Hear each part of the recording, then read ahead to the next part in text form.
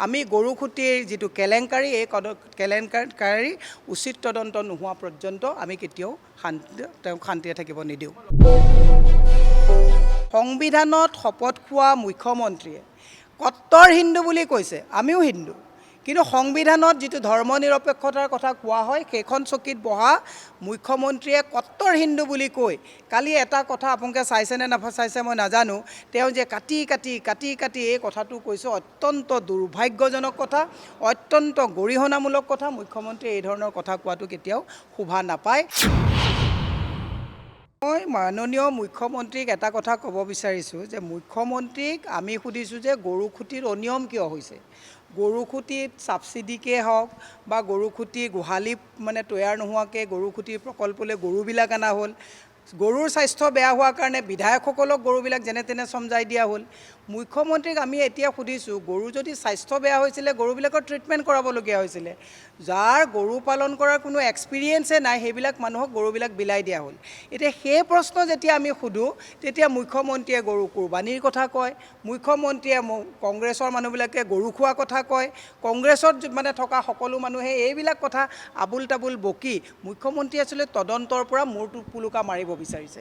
আমি মুখ্যমন্ত্ৰীক কৈছোঁ যে গীৰ গাইৰ লগত যি অনিয়ম হৈছে, পদ্ম হাজৰিকাৰ কথা মুখ্যমন্ত্ৰীৰ লগত নিমিলে, মুখ্যমন্ত্ৰীৰ কথা জয়ন্ত মল্লৰ লগত নিমিলে, আৰু দুৰ্নীতিৰ শূন্য সহনশীল বুলি কোৱা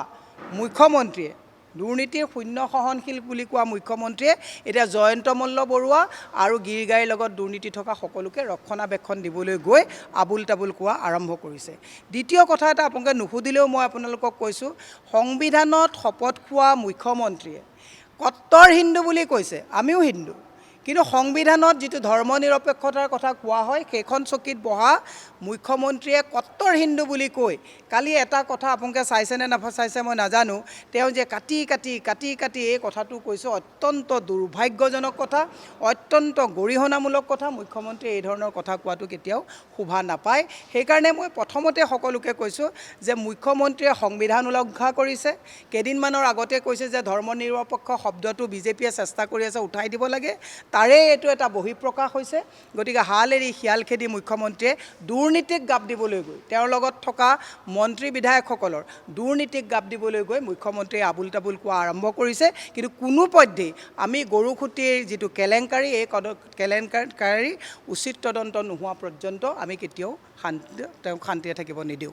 চাওক, এতিয়া RTI কৰ্মী দিলীপ নাথ ডাঙৰীয়াই ছুপাৰ চাকাৰেই হওক বা গৰুখুটিয়ে হওক, গোটেই কেলেংকাৰীবিলাক RTI এইটো গভৰ্ণমেণ্ট ৰিপৰ্ট, এইটোতো গভৰ্ণমেণ্টৰ পৰা তেওঁ পাইছে, পাই লৈ পেলাই তেওঁ গোটেই কথাখিনি এটা তদন্তৰ কাৰণে দিছে। এতিয়া দিলীপ নাথ কি ব্যক্তিগতভাৱে তাত আমি ক'বলগীয়া কথা একো নাই, কিন্তু আইনৰ যদি কিবা অৱমাননা কৰিছে তেওঁ শাস্তি পাব লাগিব।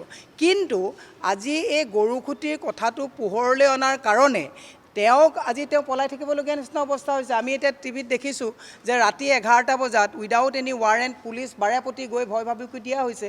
গতিকে আমি সেই কথাটো মুখ্যমন্ত্ৰীক কৈছোঁ যে পুলিচক অপব্যৱহাৰ কৰা হৈছে নেকি। আজি চতিয়া সমষ্টিত যদি চাই বিধায়কগৰাকীক কোনোবাই যদি আঙুলি দিয়ে, আপোনালোকে দেখিছে কেইদিনমানৰ আগত এজন ল'ৰাৰ ঘৰত থকা কুকুৰে গৈ কাৰোবাৰ ছাগলী খাইছিলে, ছাগলী কামোৰাৰ কাৰণে সেইটো প্ৰাণে এটেম্প টু মাৰ্ডাৰৰ গোচৰত তেওঁক জেললৈ প্ৰক্ষেপ কৰা হৈছিলে। গতিকে পুলিচক অপব্যৱহাৰ কৰা হৈছে নেকি, ই এক বৃহৎ প্ৰশ্ন। আমাৰ অসম পুলিচৰ প্ৰতি আমাৰ বিশ্বাস আৰু আস্থা আছে। অসম পুলিচৰ কামটো হৈছে নিষ্ঠাৰে সুৰক্ষা দিয়া আৰু নিৰাপত্তা প্ৰদান কৰা, আৰু যিটো আইনৰ ব্যৱস্থাত আহিব আইনীগত ব্যৱস্থা কৰা। কিন্তু আজি যদি চাই চতিয়া, জামুগুৰি এই থানাবিলাক, এইটো কোনোবা এজন বিধায়কৰ বহতীয়া হিচাপে কাম কৰিবলগীয়া হৈছে নেকি, ইও এক বৃহৎ প্ৰশ্ন। সেইকাৰণে মই কৈছোঁ আইন কোনেও হাতত তুলি ল'ব নালাগে, কোনোবা দোষী হ'লে শাস্তি পাব লাগে, কিন্তু কাৰোবাৰ দুৰ্নীতিক আঙুলি দিয়াৰ কাৰণে তেওঁক যাতে এনেকৈ হাৰাশাস্তি নকৰে সেইটোও কিন্তু লক্ষণীয়।